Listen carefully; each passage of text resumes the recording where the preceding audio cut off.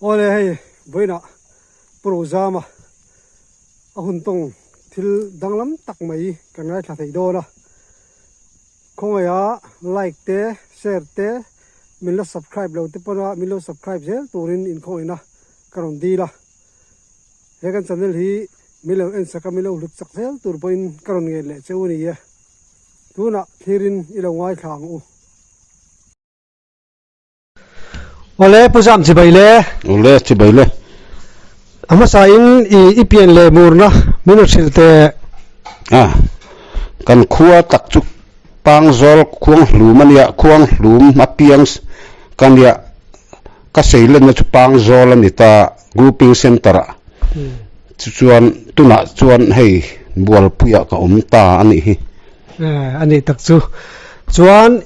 tharawa ipian thar chaudan kha minang silte khoin han sei man mo lawin lo zokila ni ke hi kapa thima kum sari kanin kapa thia re thei tak re reng kan le kanu howin kan oma sikul po kalu thei lawa chuan na ka thian te sikul kal ka hmu de ka tra chuak thina rambuai kum tak kha poli kani kum turania chu po kal thei lawa sava ve hian khodai ana kala thok tak tak tham box si lawa ka tei vel thina ani le I sikul chu in har sat wanga kal lo mi ni ani berang chu kanu te puyan ngai ba ka anni an la thiam vaccine lawa mun danga chung te po han titur po khan an na chang an thelawatin ama na thok tur te kha ka khonga I boxia kanu kha chuan ka thei angangin ka pui ve kanu kha rambuai lai te khania rambuai lai te po khanin kan tlan chian na tom na tur buk te kha ka sak puya kan sa kan nu fa khan che tiang re reng chuan in chung hi thil thek kan mang thina ronal pum khat te hi chu kapu ve zawa khatiang khanin in chung dal tur hi kan tiang khan kanu ka pui ve ni meya kan ra thei sia kan tlangwal lek lek to ke rol chhawa khanin karil ru hi ar om khopa nung cha pakhat ni ve hi kan thia engani nom tin phurinu ran nung ang ni te hian ka in ria wana arsi a dekhen chan ka cha ka savani te ka cha ka me hring ka ni dana khanin khovela hianin in nga na tur kha ka nei lo hian ka in hrelu tuka chu ti laya chuanin khovela pore thei si van rampo chang lo tur han ni te phei chu pian man hi om don hian ka hello lu tuka karil ru hian pathian lam ma in pek tul ti na kha ka neya sumi kum tak chuanin amak khopa zol sei khuwa putai thiawa ka thian pa than zawa pa rong aron bol thrim thringa tura local pon lo sum dong local afa pakan ni boxi kha tuina mani khan huna pet chu amwal phona tlang ania khuang hlum chu chu afa pa anei na tlang chu ma se khata han lal pana choi moi du aniang arong bol na khan nung tar tu ka khotlang kha kan hlim ta wak maya ke phei chu kala lam du chuang lo chu po chuan ka hlim ve du lo ka om ka lu lul ve ke rol ve tran to zu te kha kan in luyat ke ji ni bil atui ting to sor tura kha chen mai kan le kan la rui bang mar chu sual zong chu kan om chuang lova chu tiang ve la kan om lai khan ita kala hlim sang chuang lova ma se zan khat chu putai thiwa thu soi kha kangai kha ve tiang ka tia chuan mo hunan pe an pe chun chom chho zel ti na mi putai thiwa chu mi dang khan an pe zela chuan nim ta vak man khotlang kha na men lo khan mual phuna tang lal pana choi moi ka ti me ke chuan ro pui khop me enga tinge mual pho chu a fa pa nei na kha an nu a sei vak po chi lo ole arung bol la ya a fa nei khani wangin mual pho ni mai anga se pathian ro pui na lan na tur ni tat si ni mi hringina sual kan ti te po hi pathian na tho lan na tur lo ni zok fowa chu ke chuan ka wangai nep velowa a chan chu mi hringina kan in te dana tang hian lal pana te lowa ram hnuai mi a tanga komandara te a lal em ma sa sel lo na wanon chuak khania chuan a sum donga a fa paron kan boka atlang wal ke rol to at fa pa po ka chang rual hinia fa pa chu abuma lian boka kha ka thian pa nia zawa chu chu a rong bol na khan nung lu tuka ta khanin kan nun kha ka in hlan ve ni eng po ni ro se pathian hinga wang chon thi na po ni ro se nu pui ni lo na po ni ro se mi mu sit na po ni ro se ka tia ka thin lung kha ka de se sona khanin ka in peta ni pathiana chu ni zan tak mai chen hlan ron sa hlim hlan nei lai ni chu sual na khur pui lama chon kal zerin chu lama chon lom na ka zon line chu lui thim au thom chu ka hriatin hlawin ka khat le ta ni o yesu ka lam lo hoi le ro lal pai kong bon ka wak vai ti kha an sa ka thin lung he khoi em me a chang ni na khan sual hlo chu thi nan ni ta ka dai ngam lo thi na lui pui lian chu ati ta dewa ma se kal na dang om lo lal pa thamon tu nang ma ka ngai che ni han ti te kha ka thin lung khamin ang counseling ta tuk ma kha hla tu khan chuan a chang thumna khan kum tam tak ka wa bo san hnu po in mangai na min lo la veng zela eng khima ka eng khimi ni lalpa leilungi fakin zai ro se ti kha an ni le ngal ta boxi ka met tu hiat ka na sal tu ka trap ni ka du silo ka lu lul ve khopa ka kun to pa ka mit tu chu ka du lo ra rang min trapa ti khamin ngai tu do na ka kun to pa far zai ma ka mit tu kha ka ta ha chual da sual in fiat na sal tuk le pathian mangai na sal tuk kha ke ma khan aron lut ta sual in fiat na awanga lungai na kha kiang tela la thuin o lom na le lungai na kalvari tang lo lang ati ang de khanin sual wanga lungai na lam pang kha kiang tela pathian mangai na wanga lom na khan ka khat chawa kal ka chu po ka lam du ve lok lo chuanin zai khom na khan kha hla buk khan ron sale ta se pu veng buaya kan ti maya a ming thazok kha ka talo pu veng buaya kha ko han upa ni tong siat lo hla pui te po nei ka bula ina vir zuk me lama ke te lul enge bukan dia hetiang patling pui po heti taken pathian fakinon zayan lama ka fan lul ka te ka ding ve ta hloi ma ka ding hloi kha lam dan po ka thiam chung lo ka kal kual ve mai kal pa ngai ang hian so kalam chu ni ve ta beranga chuan kan han hlim ta khania nia thil mak deuh ang chuan han soi tai la mak pon lo mu mang mai nia atu ga ram kan riak le dai sia kan ram ri na khan ka mu manga khanin thing zara tang hen zong ang deuh hian ram huai hawen min lo sho kat keila khan lung ka chara ka vom me ka hlau der siro khatiang khanin kan ti chhota khania te chuan hlim sang rui kan ti ang deuh hi kan ni berang mi te ka khat mi mai sai tur hi ka hian ka khat ani mai pathian mangai na te ka thu sei masak ber chu kholaya pulal ngera ko hanu pa hian min huai kual vel thina kholai an thu te min soi tir hloma ka soi ve chu ka thiam lo lu tu ka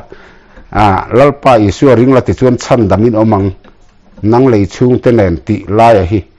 ka soya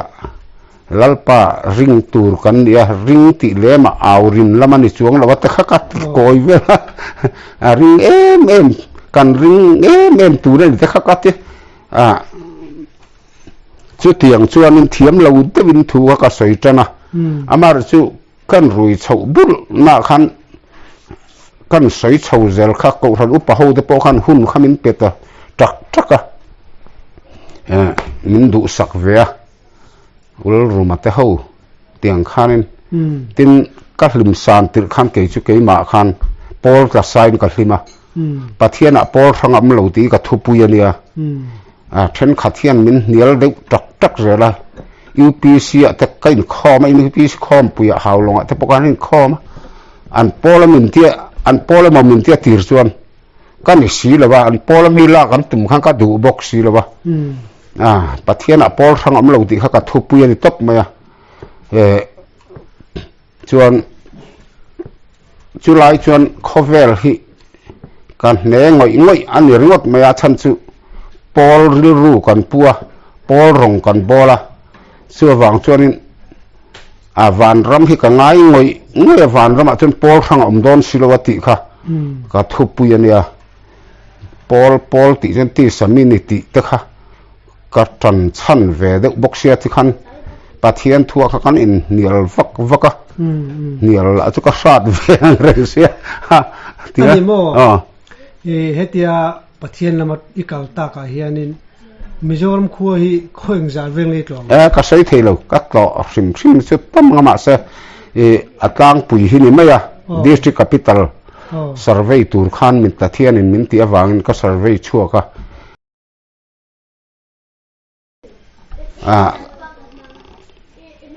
chulai chuan han sei le kir lokila chu ti lai chuan kei chu riat ni kum riat khat kum chuan pang zola kom lai chuan pol ka chua ka ni tlangwal lai le ngalin nupui nei lo na pon se ti khop khan pathian thu thlunga wang khan pol ka chua na chan kha kan sei le ri zo khange pat pol kha chan dam na ni lo zia ti lan ka du lutuk wang ania eng pol ma ni lo mala chan dam na hin ka chiang lutuk ka zam chete si lawa mi zong tang ruanin lalpa malen zam don lo chatuan pa ti ang deuh hian keima chau ponu mila le van lalpa ber nei tu kani te chuan zam na tur hi ka helo renga chuan poli chu chuan ni thi huna tu nge vu yang sete min tiamin nial ron na sat thin lutuka chuan pol chuak kani to a chumi awang chuan chu han sei zom le taila pastor soma pu soma chu ka hatian katitani fiam tak mela pu boka nang hine mo helayan pastor thar chu ka pastor chu ni velawa ka huai tu le ka ho tu poi ni velawa amar chu heng ho pastor hi ni si chuan in mel khian nan chi bai te po hanin chi bai vela katia nang ni ho la hi ka bial chunga hian bial zim te nin semain di pastor view maya ke su zoram hi ka bial ani katia ani la khan nang chu ka kom du zong te khini te khatia kan kom ngei view ta renga pathian thu ka kan sei dun thei ta riu maya kan in kom ngai kan in te poiron to ve zia thina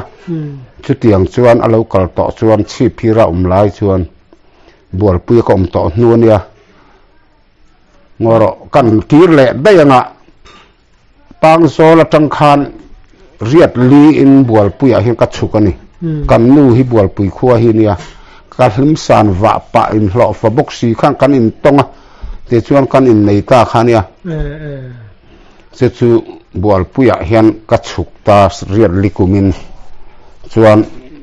hlim sang si khatiang anga napui nei te po kha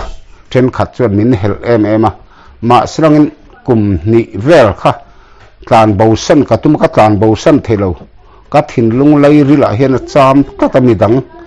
a mel tha jok te po hi lung lei lama hau ruang ti vela te po an kan him san lai chen var suit kan ni lai phei chen ka koi ve dia thila ni ma sa tu ma khan an lua lan phalo hrim hrim ati sa mela chen mel tha po ka ti pon lo ka yai ve de ru chung si khan ka mangai thak boxia ani kha ka nei du lo chuan I su ka nar ni hian ka in ria nei ngi tu ni ka ria thutlu na ka siama chu tiang chuan ka nei ta khania nu pui pasal tur te chu pathian hi lo rot to mo pathian rot ti ka in tong mai sel nia chu kan hanin nei chu nia chu wang chon bual pui a chon ka pen pha ta ang ani mai chu chuan bual pui khuwa ka lo ni ve ta ania chu ta chuan puso ma po chu chi phir bial tu ania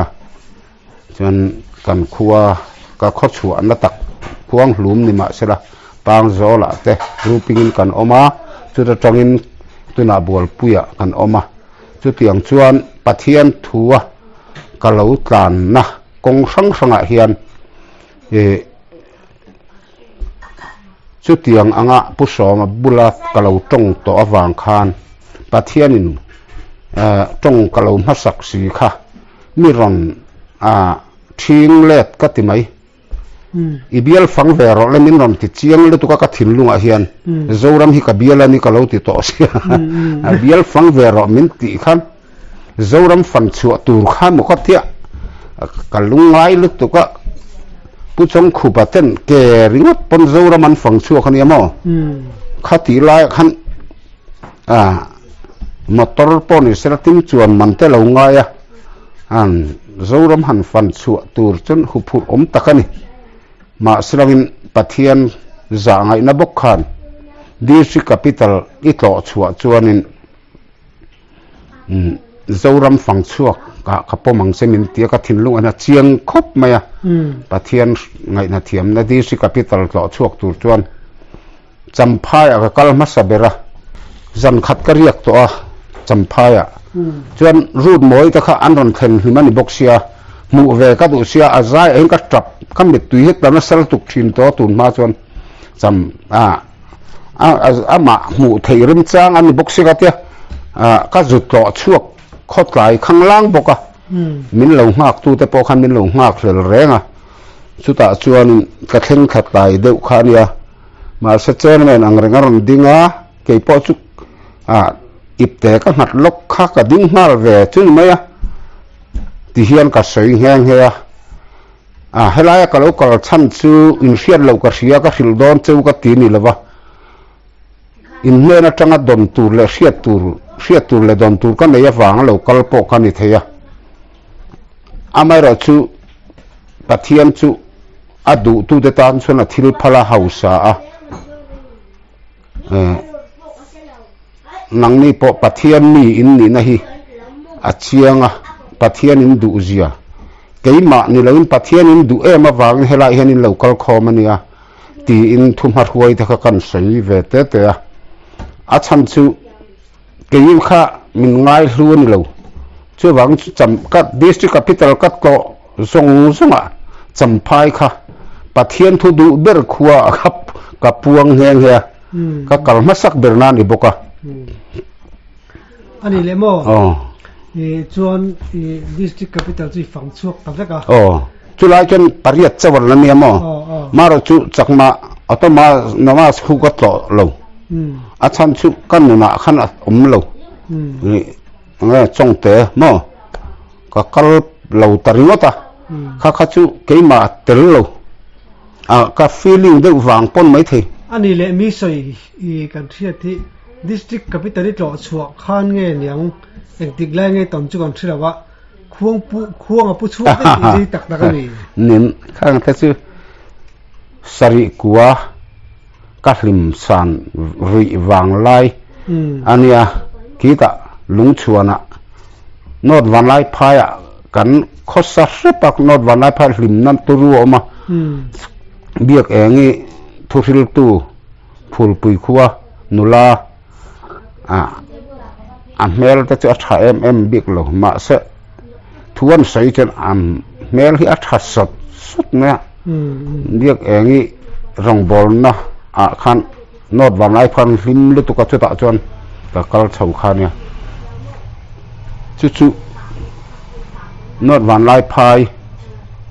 atang khan a che vel zong song khi khuwa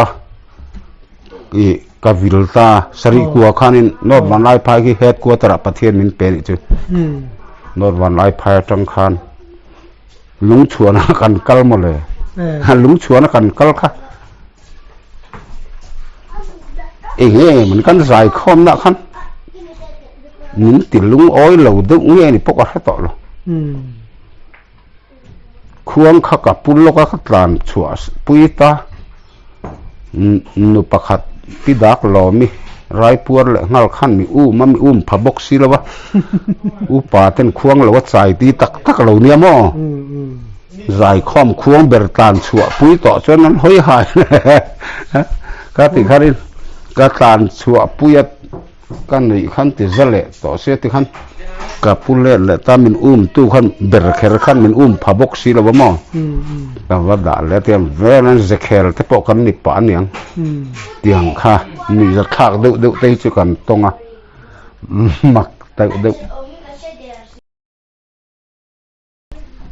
tin so ta mar lama so nin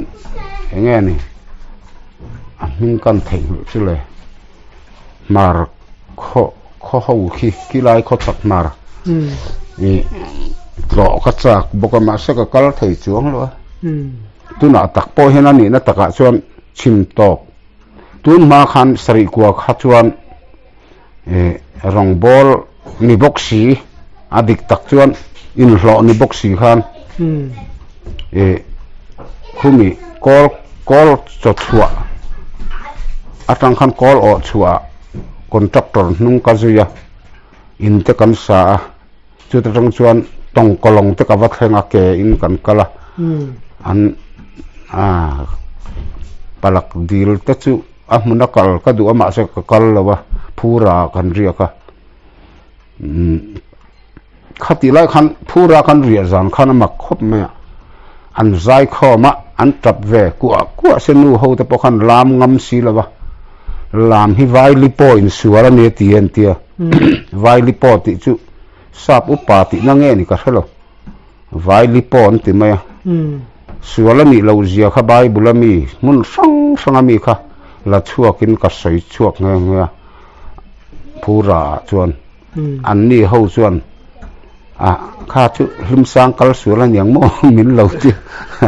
ma slagina poi ka ti chuang lo ka ho lo an ma ni ngai dal chen lam khan ngam la ni lam du chak ma se mo an mit tuite klave kuang thowa nge ni kur friday la thi na rap thak taka tur lai khan ti khan sa ni an ma ni tongin thi na ruang rau engting ani ka soi thiam to lo mak deu khanin keni a in rul thowa mo ruang rau ti kha rap thak ti na ning chu thi na ra thak taka tur lai khan ti la khan sa làm chun ngâm lo ni amak lu tuk tu na ta chen ngam to lu tuk anga khati lai khan amak khopa kha mi sam sa phau khan lam kha an rem ti lo anga ni chu mo làm rem ti lo angin khum bi lam ho jo lo sei ti na tin thil pakhat chu lai chen sei ka du awma kan rama hian hun laya him san na tharau khalo kalna sa sinota po presbyterian housing le baptist te po ma srangin an do thina ni hlim lam na kha hlim lam tuang sakhi kha ni mai bik si lo ma ngai ram te khalo kalamo chung tele engamo awang khan hlim san na khan do na sel tu ka chuti lai chun upc lo chua pha ta ni kan tiange pathian ruat zel phei chu ni thowanga khatiang khan ni lo sel chun upc hi an lo thoma sla an pung chak lo dewin karinga chu upc mai ni lo khan kan rama hian thlim san na du tharau du ti na khan ni ta sela ke ten lo piang le zela sinot lam te le baptist lam te po an ron har ve ta mo lim san na an do kha an ti suala in nga in lim san kha an du vele no ta ngai tun ma chun lim san kha an ngai an du vak lawani ti mai an do do thina ni amaro chu chu an ni chuan tran chan pon nei mai theya khang mangai ram kan ti ang chi no sen na kan ti te khang khan mu thiam lawan tha thiam lawa chu wanga do khan ni po karinga amaro chu pathian na tho mi hring nun pathian na sop na man ruwa lo ni zera training na se an ahlim le nuam tura an ngai mi hian alo se te reng nen khan thil se lutukania le lama chuan kha mangai ram kha ani le mo pathian in min sop na man ruania ang bol ni chuak na sa a rei han do tu te vel ang chi hi anum ve em khaya do na saratuk khoi lai amo chon chu amai ro chu tun nuwa chuan to lo ang ania tun ma chuan chu ka ke chu pol chuak ka ni ta chumi awang rup po chuan ya engama ma khanin mien ei lo sa sia ke la ka kol rong sia ka rui lim sang ruin tiang do hi ka ni ka khat mi bok sia thu ha sai piep zer mai sia ani le mo min do kha a huat atira ha cho ka lom bik lo nanga ma se lo tang kai riu ka tia min do ton khanin kanin kha da theilo tran kan lap so sawa alo hlu riu maya poi lo ni ka ti ta mai tu nu in thil tlang a khan tu ti pol em kha thil tlang a chuanin kan u te ho u hau thuama te ho van oe pol khan oma chu ta chuanin kalanga yani an kal sualen te zoram hian an kok lian deu so an musita an soi chia ke kha chuan kan khuwa te po kha katia an kal sualin ti chuan kong dik wa ko mu ro ani lo le tong trai sak ro in musita in em dongai in deu so ni chuan nang ni chu kal sual lo malen thu sual ni tho a za thak tho mai te ka ti thina mo ke chu ka kal do na rem chan hun ka kalang an hne na ka kal do na khatia chu chuan ka kal don khanin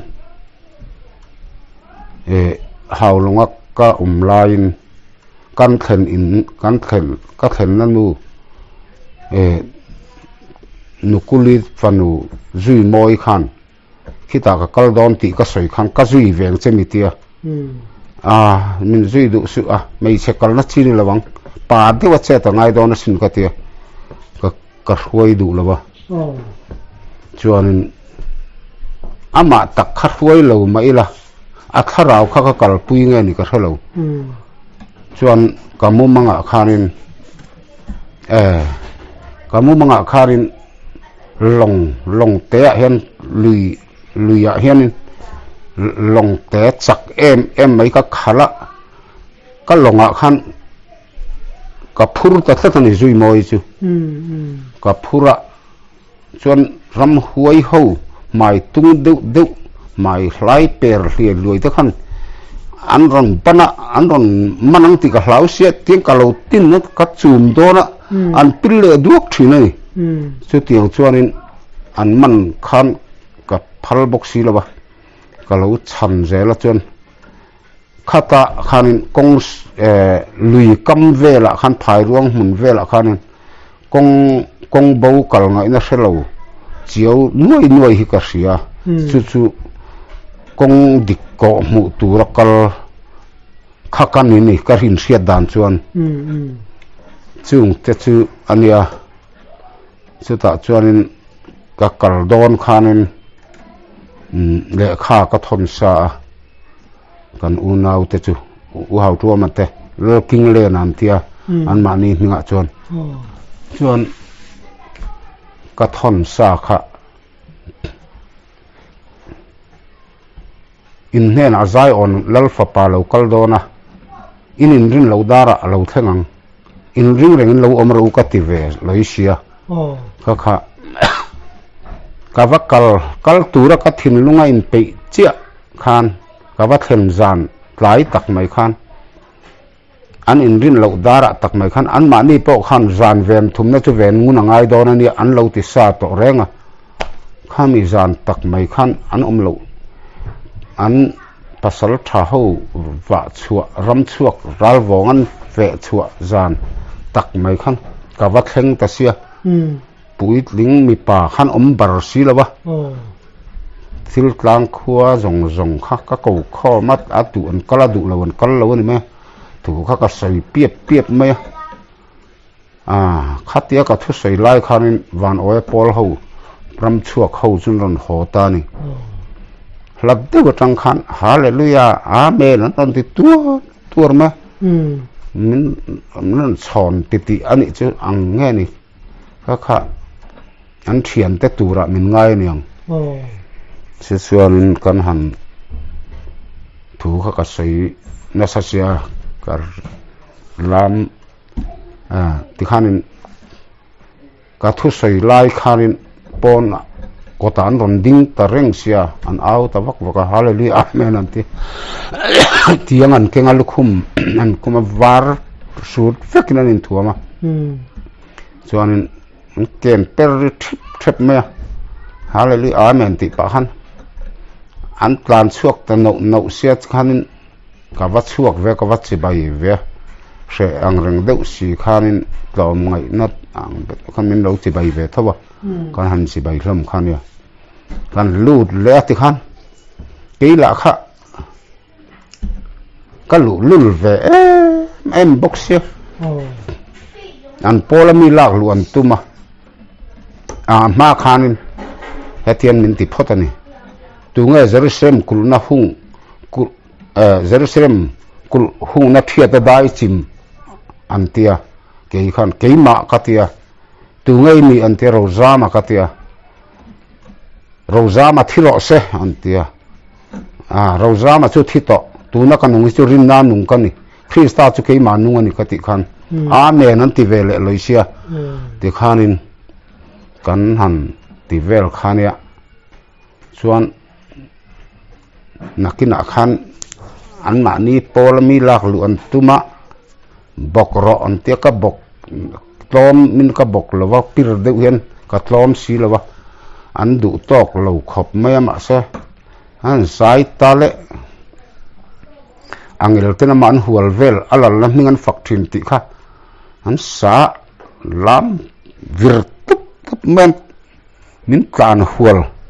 mup me lai khan ke kha tong siat lawin ka vir tup te ma tong siat lo khan ka zai boka ka tong boka khan ro rel na ang deuh khan ka tet an ni khan an thana le deuh siani a chan chu angel an lo nia ke kha ma